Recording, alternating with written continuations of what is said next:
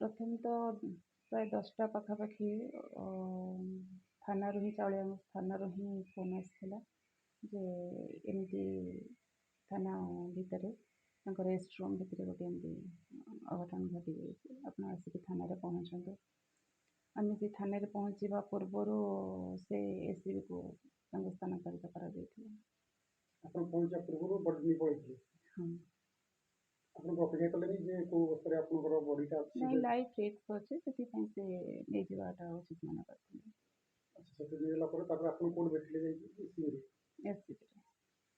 ଯେତେବେଳେ ଆପଣଙ୍କର ନିଶ୍ଚିତ ଡାଉଟ୍ ଆସିବ ଯେ ହଠାତ୍ ଜଣେ ମ୍ୟାଡ଼ାମ୍ ତ ଯାହାକି ଲୋକମାନେ କହୁଛନ୍ତି ଲେଡି ସିଂଘମ ବୋଲି କହୁଛନ୍ତି, ସେ ତାଙ୍କର ଗୋଟେ ଫିୟରନେସ୍ ବୋଲି କିଛି ନଥିଲା ଯେ ପ୍ରତ୍ୟେକ କାମକୁ ସେ ହ୍ୟାଣ୍ଡେଲ୍ କରୁଥିଲେ, ସେ ହଠାତ୍ ଏମିତି ଡିସିସନ୍ ନେବେ ବୋଲି କେମିତି ଆପଣ ଭାବୁଛନ୍ତି? ସେ ବିଷୟରେ ତ ସଠିକ୍ କୌଣସି ତଥ୍ୟ ମୋ ପାଖରେ ବି ନାହିଁ। ଆମେ ବି ସେଇ ତଦନ୍ତକୁ ଅପେକ୍ଷା କରିଛୁ, ଇନକ୍ୱାରି ରିପୋର୍ଟ ଆସିଲେ ଜଣାପଡ଼ିବ।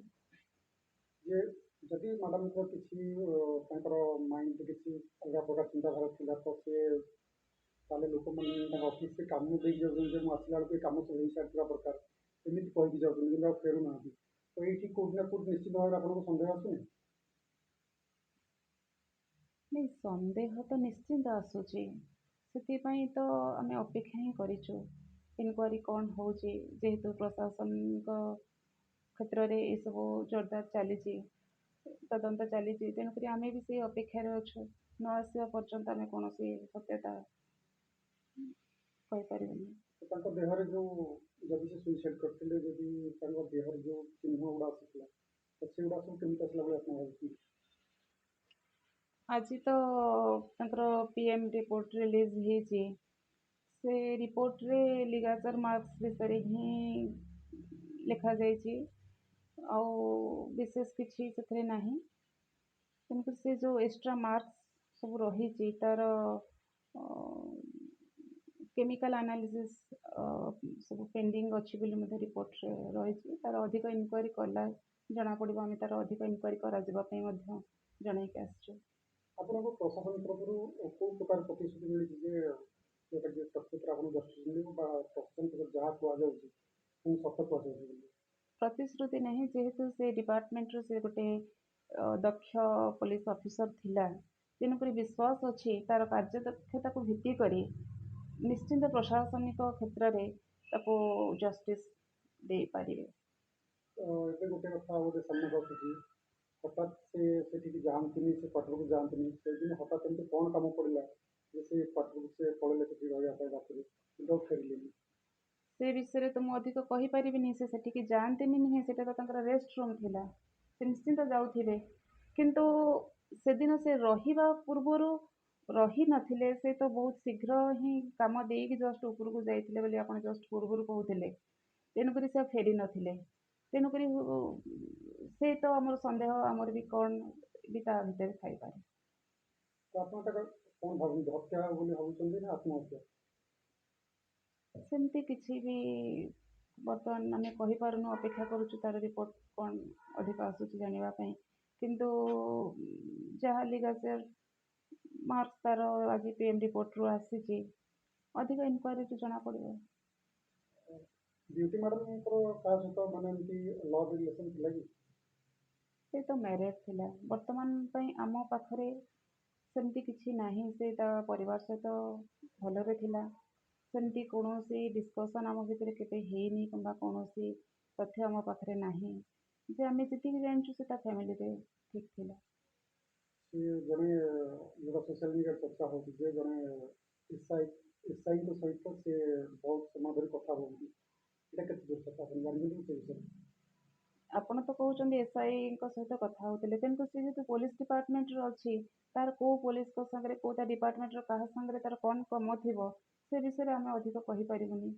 ତେଣୁକରି ସେ ସବୁ ଯେତେବେଳେ ତାର ଫରେନ୍ସିକ୍ ଲାବ୍ରୁ ଯେତେବେଳେ ତାର ସାଇବର ଫରେନ୍ସିକ୍ରୁ ତାର ରିପୋର୍ଟ ଆସିବ, ସିଡିଆର୍ ରିପୋର୍ଟ ଆସିଲେ ସେତେବେଳେ ଜଣାପଡ଼ିବ। ଆମେ ବି ସେତେବେଳକୁ ଅପେକ୍ଷା କରିଛୁ।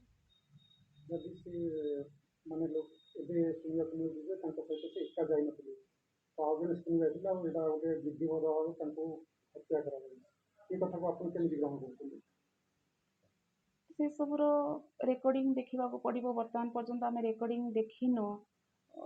ସେ ସବୁ ଆଗକୁ ଜଣାପଡ଼ିଲେ କୁହାଯିବ। ଯେ ପର୍ଯ୍ୟନ୍ତ ଆମେ ତା ଉପରେ କୌଣସି ତଥ୍ୟ ଆମ ପାଖରେ ନାହିଁ, ଆମେ ସେ ଉପରେ ନିଶ୍ଚିନ୍ତ ଅପେକ୍ଷା କରିବୁ କ'ଣ ଆସୁଛି। ଘଟଣାକୁ ମ୍ୟାଡ଼ାମ୍ ଏତେ ଦିନ ହେଇଗଲାଣି ରେକର୍ଡିଂ ଦେଖିନାହାନ୍ତି? ରେକର୍ଡିଂ ତ ଆମେ ଯେତିକି ସେ ବିଷୟରେ ବି ଜାଣିବା ପାଇଁ ଚାହିଁଥିଲୁ, ସେ କିନ୍ତୁ କୌଣସି ଥାନାରେ ଚାହିଁଲେ ସାଙ୍ଗେ ସାଙ୍ଗେ ତାଙ୍କର ବ୍ୟାକଅପ୍ ଦେଖେଇ ପାରିବେନି। ସେଥିପାଇଁ କି ଆମକୁ ଗୋଟେ ଆପ୍ଲିକେସନ୍ ଦେବାକୁ ପଡ଼ିବ, ଯାହାକି ଆମେ ଦେଇକି ଆସିଛୁ। ତ ଆଜି ପର୍ଯ୍ୟନ୍ତ ଆପଣ କାହାକୁ ଭେଟିଛନ୍ତି ସବୁ ଯେ ଆପଣ କ'ଣ କହିଛନ୍ତି କାହାକୁ ଭେଟିଛନ୍ତି? କାହାକୁ ଭେଟିଛୁ ମାନେ? ମାନେ ପୋଲିସ ଡିପାର୍ଟମେଣ୍ଟ ପୋଲିସ ଡିପାର୍ଟମେଣ୍ଟରେ ଆମେ ତ ଥାନାକୁ ଯାଇଥିଲୁ। ସେଠି ତାଙ୍କର ଆଡ଼ିସନାଲ୍ ଆଇଏସି ଥିଲେ, ତାପରେ ଏସିପି ସାର୍ ଥିଲେ, ଆଉ ଡିସିପି ସାର୍ ମଧ୍ୟ ଥିଲେ, ଆଡ଼ିସନାଲ୍ ଡିସିପି ସାର୍ ମଧ୍ୟ ଥିଲେ। ସେମାନେ ଆପଣଙ୍କୁ କ'ଣ କହିଛନ୍ତି? ଯାହା ବର୍ତ୍ତମାନ ପର୍ଯ୍ୟନ୍ତ ଅପଡେଟ୍ ଅଛି ସେଇ ସବୁ ବିଷୟରେ ହିଁ ଆମେ ଜଷ୍ଟ ଆଲୋଚନା କରିଥିଲୁ। ଯେହେତୁ ଆପଣଙ୍କର ଭାଇ ଫାଷ୍ଟ କହିଥିଲେ ଯେ ଫାଷ୍ଟ ପ୍ରଥମ ଦିନ କହିଥିଲେ ସେଇଟା ଆତ୍ମହତ୍ୟା ନୁହଁ, ଏଇଟା ହତ୍ୟା କରାଯାଇଛି, ଯେ କେତେଟା ସବୁ ପଏଣ୍ଟ କହିଥିଲେ, ସେ ବିଷୟରେ ଆପଣ କ'ଣ କହିବେ? ଆପଣଙ୍କର ଶୁଣନ୍ତୁ, ଗୋଟେ ଭାଇର ସେଣ୍ଟିମେଣ୍ଟକୁ ବୁଝିବା ଦରକାର। ସେ ହଠାତ୍ କରି କାହା ମନରେ, ସମସ୍ତଙ୍କ ମନରେ ଯେମିତି ଆସିବ, ଗୋଟେ ଭାଇ ମନରେ ବି ସେଇଭଳି ସନ୍ଦେହ ଆସିବ। କିନ୍ତୁ ଯେତେବେଳେ ପର୍ଯ୍ୟନ୍ତ ଆମେ ତାର ସତ୍ୟତା କିଛି ନ ଜାଣିଛେ, ସେ ପର୍ଯ୍ୟନ୍ତ ଆମେ କୌଣସି ନିର୍ଦ୍ଦିଷ୍ଟ ଭାବରେ ପହଞ୍ଚି ପାରିବାନି। ହୁଏତ ହତ୍ୟା ହେଇପାରେ, ହୁଏତ ଆତ୍ମହତ୍ୟା ହେଇପାରେ। ଆପଣଙ୍କର କାହା ସହିତ ବି ମ୍ୟାଡ଼ାମଙ୍କର ଶତ୍ରୁତା ଥିଲା, ଇଚ୍ଛା ଶତ୍ରୁତା କିଛି? ନା, ସେମିତି କିଛି ଆମ ପାଖରେ କୌଣସି ଖବର ନାହିଁ। ସେ ହଠାତ୍ ତ ବହୁତ ଭଲ ଅଫିସର ବୋଲି ସବୁଆଡ଼େ ତାର ପ୍ରଶଂସା। ରାତି ପାହିଲେ ତାର ନ୍ୟୁଜ୍ରେ ସବୁଥିରେ ତାର ପ୍ରଶଂସା ମିଳୁଥିଲା। ତାର କାର୍ଯ୍ୟ ଦକ୍ଷତା ବିଷୟରେ ତାକୁ ବହୁତ ପ୍ରଶଂସା ମିଳୁଥିଲା। ଓଡ଼ିଶାରେ ପ୍ରାୟ ସମସ୍ତେ ସବୁ କ୍ଷେତ୍ରରୁ ତାର ପ୍ରଶଂସାର ସୁଅ ଛୁଟୁଥିଲା। ତା ଭିତରେ ତାର ଯେ ଏମିତି କେହି ଶତ୍ରୁ ଥିବେ ଆମେ କେବେ ଭାବିନଥିଲୁ, କି ବର୍ତ୍ତମାନ ମଧ୍ୟ ଭାବି ପାରୁନୁ। କିନ୍ତୁ ଦେଖାଯାଉ ଆଗକୁ କ'ଣ ଆସୁଛି। ଆମେ ମଧ୍ୟ ଅପେକ୍ଷାରେ ଅଛୁ। ଡିପାର୍ଟମେଣ୍ଟ ଆପଣଙ୍କର ପୁରା ଭରସା ଆସୁଛନ୍ତି? ଯେହେତୁ ସେ ଜଣେ ଡିପାର୍ଟମେଣ୍ଟର ଦକ୍ଷ ଅଫିସର ଥିଲା, ସବୁ କ୍ଷେତ୍ରରେ ତା ପ୍ରତି ସମସ୍ତଙ୍କର ସେତିକି ଫେଥ୍ ଥିଲା।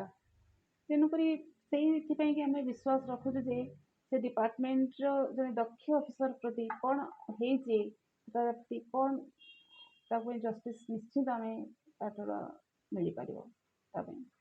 ଯଦି ଏ କଥା ପ୍ରମାଣିତ ହୁଏ ଯେ ପ୍ରକୃତରେ ଯେଉଁ ଜଣେ ଏସ୍ଆଇଟି ଉଠେଇ ନେଇଛନ୍ତି ଆଉ ତାଙ୍କୁ ପଚରା ଉଚରା କରାଯାଉଛି, ଯେଉଁଟା ଶୁଣିବାକୁ ମିଳୁଛି ସୋସିଆଲ ମିଡ଼ିଆରେ, ଏ କଥା ଯଦି ସତ୍ୟ ହୋଇଥାଏ କି ତାଙ୍କର ହାତ ଅଛି, ତାହେଲେ ଆପଣ କ'ଣ ନ୍ୟାୟ ଦାବି କରିବେ? ନିଶ୍ଚିନ୍ତ ଜଷ୍ଟିସ୍ର ତାର ନ୍ୟାୟ ଦୃଷ୍ଟିରୁ ତାଙ୍କ ପାଇଁ ଯଥାସମ୍ଭବ ତାଙ୍କର ଦଣ୍ଡ ମିଳିବା ଉଚିତ।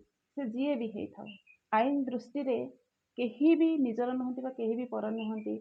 ସମସ୍ତେ ତାଙ୍କ ପାଇଁ ଯିଏ ବି ସେ ହେଇଥାଉ, ଯଦି ନିଜର ବି ଜଣେ କେହି ହେଇଥିବ, କିମ୍ବା ଯଦି କେହି ତାଙ୍କର ସାଙ୍ଗ ହେଇଥାନ୍ତେ, ତାଙ୍କ ଡିପାର୍ଟମେଣ୍ଟରେ ହେଇଥାନ୍ତେ, ଯିଏ ବି ହୁଅନ୍ତୁ, ନିଶ୍ଚିନ୍ତ ସେ ଦଣ୍ଡ ପାଇବା ଦରକାର। ଆପଣଙ୍କୁ ଲାଗୁଛି କି ଯଦି ସେ ଡିପାର୍ଟମେଣ୍ଟରେ କେସ୍ଟାକୁ ବହୁତ ପକେଇ ଦେଇପାରନ୍ତି? ବର୍ତ୍ତମାନ ପର୍ଯ୍ୟନ୍ତ ତ ଆମେ ପ୍ରଶାସନ ଉପରେ ବିଶ୍ୱାସ ରଖିଛୁ। ସେମିତି